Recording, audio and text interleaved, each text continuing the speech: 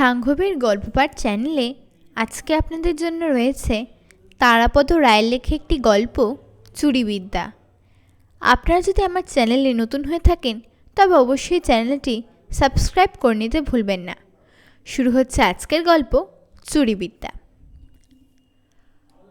নাবালক বয়সে এ বিষয়ে একটি লেখা লিখেছিলাম।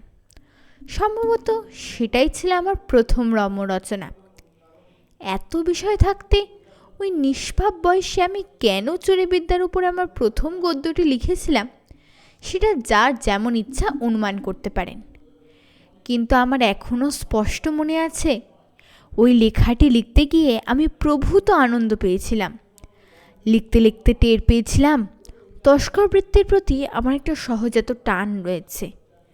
আজ এতদিন পরে ওই একই বিষয় আবার লিখতে বসে বুঝতে পারছি।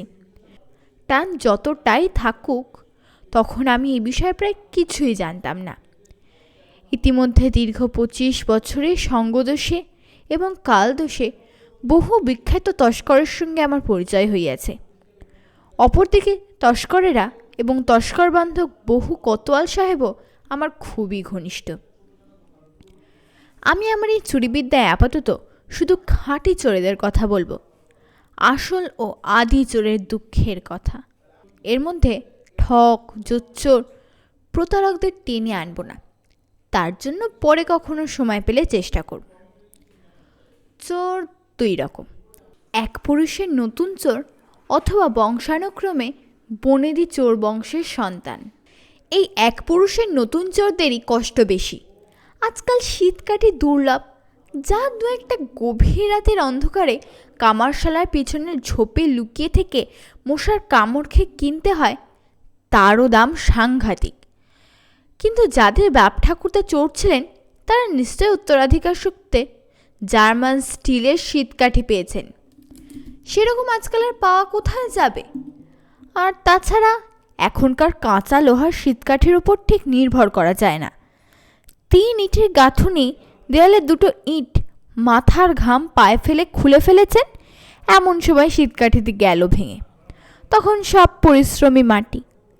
তবে কলকাতার প্রেসিডেন্সি জেলে আজ কিছুদিন হলো এক দক্ষিণী চোর এসেছেন। তার থেকে জানা গিয়েছে মাদ্রাজ, মুম্বাইতে নাকি এখন স্টেনলেস স্টিলের শীতকাঠি পাওয়া যায়। সে যেমন সুন্দর দেখতে তেমনই মজবুত, দাম অবশ্য সামান্য বেশি। নতুন চোরদের হয়তো এরপর থেকে আর শীতকাঠির কোনো সমস্যাই থাকবে না। কিন্তু অন্যান্য সমস্যা, কালো হাফ প্যান্ট আর কালো স্যান্ডো গেঞ্জি পরে চুরি করতে যাওয়াই বহু পুরনো বিধি। কিন্তু কালো রঙের স্যান্ডো গেঞ্জি আজকাল একেবারে পাওয়াই যায় না। কেন যে গেঞ্জির কলগুলো এরকম গেঞ্জি উৎপাদন বন্ধ করে দিয়েছে, তাদের সঙ্গে এই বিষয়ে পুলিশের কোনো যোগসাজশ আছে কিনা বলা যায় না। অনেকে বাধ্য হয়ে সাদা গেঞ্জি কিনে দ্বিগুণ খরচ করে শালকরের কাছ থেকে কালো রং করিয়ে নিচ্ছেন। এতে শুধু পয়সা বেশি লাগছে তাই নয়, যে শালকরের কাছে সাদা স্যান্ডো গেঞ্জি কালো রং করতে দেওয়া হোক, সে এমন মর্মভেদী দৃষ্টি নিক্ষেপ করে সঙ্গে সঙ্গে বোঝা যায় সে সবই অনুমান করতে পারছে। তবে কালো হাফ প্যান্টের ব্যাপারটা একটু অন্যরকম। কালো হাফ প্যান্ট চেষ্টা করলে বাজারে অল্প বিস্তার পাওয়া যায়।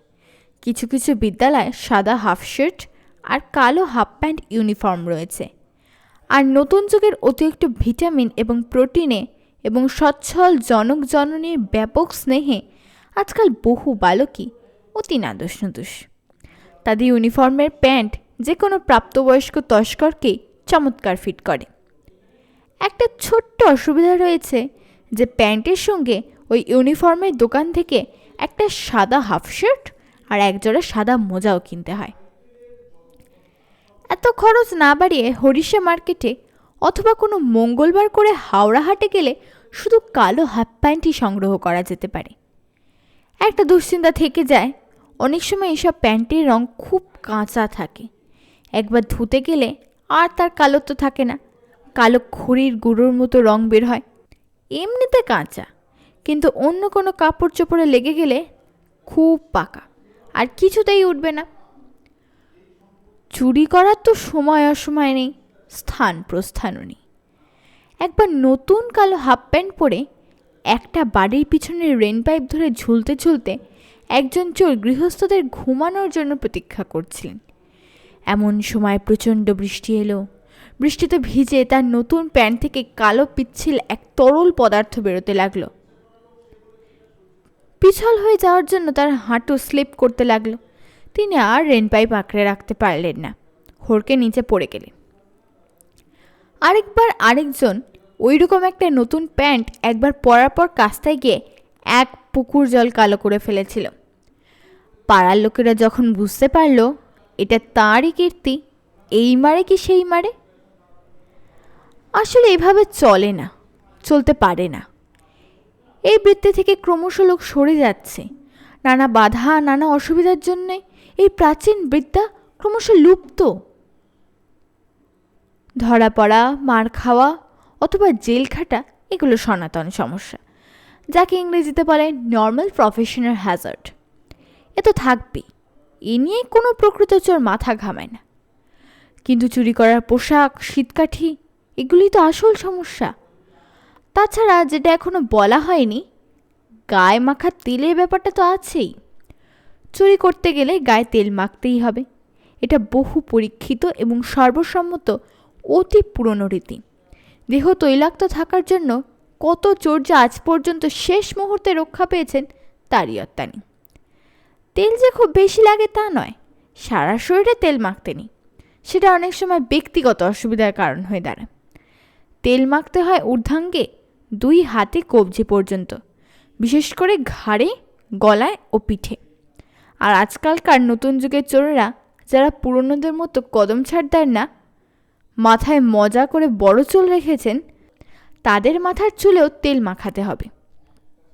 আগেকার দিনে পাওয়া যেত ক্রিম রঙের বিলিতি গ্রিস। কি ভালো জিনিস ছিল সেটা, আর কি চমৎকার মৌচাক মৌচাক গন্ধ বেরোতো গ্রিসটা দিয়ে। আর দামও ছিল বেশ ন্যায্য। যারা পুরনো চোর তাদের মনে আছে, দ্বিতীয় মহাযুদ্ধের আগে পর্যন্ত নিউ মার্কেটে ম্যাকফার্লন সাহেবের দোকানে ক্রিমরাঙা গ্রিজের 1 পাউন্ডের কৌটো পাওয়া যেত ঠিক 1.5 টাকায়। প্যাচ প্যাচে ছিল না, গা কুটকুট করতো না, খুব সুবিধা ছিল এই গ্রিজটায়। আর আজকাল ওই রকম গ্রিজ কোথায় পাওয়া যাবে? একালের চোরেরা ওসব জিনিস জন্মেও চোখে দেখেনি।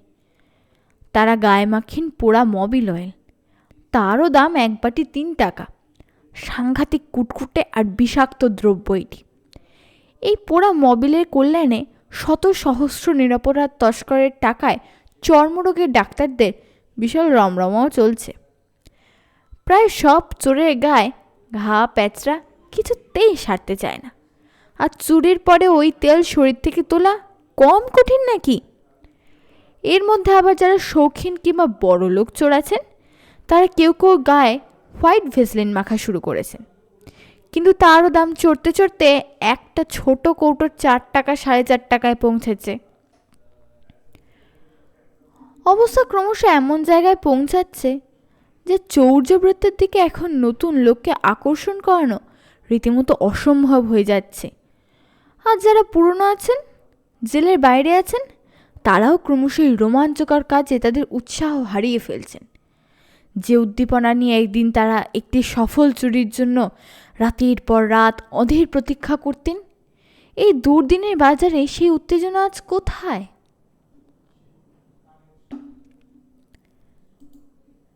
সাংঘবীর গল্পপাঠ চ্যানেলে আপনারা তখন শুনছিলেন তারাপদ রায়ের লেখা একটি গল্প, চুরিবিদ্যা।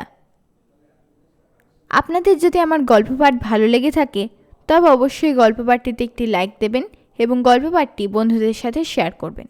নমস্কার।